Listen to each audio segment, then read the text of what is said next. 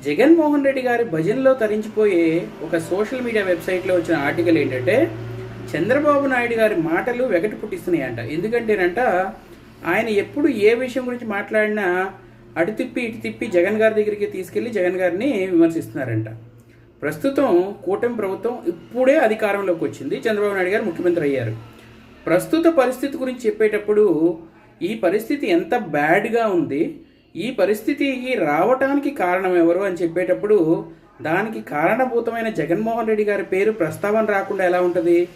అసలు ఈ వెబ్సైట్ బాధ ఏంటంటే ఈయన జగన్మోహన్ రెడ్డి గారు ఇలా చేశారు అలా చేశారని చెప్తే ఇన్నాళ్ళు దాచుకుంటూ వచ్చిన జగన్మోహన్ రెడ్డి గారి గుట్టు మొత్తం అంతా పబ్లిక్ అయిపోతుంది. ఆల్రెడీ ప్రజలు ఈసడించుకుని చీకొట్టి 11 సీట్లకి పరిమితం చేశారు. ఈ నిజాలన్నీ కూడా బయటకు వచ్చినాయి అనుకోండి. ఇప్పుడు చంద్రబాబు నాయుడు గారు చెప్తున్న కారణాలు అవన్నీ ఈ 11 కాదు కదా, 0 కూడా రాదు అని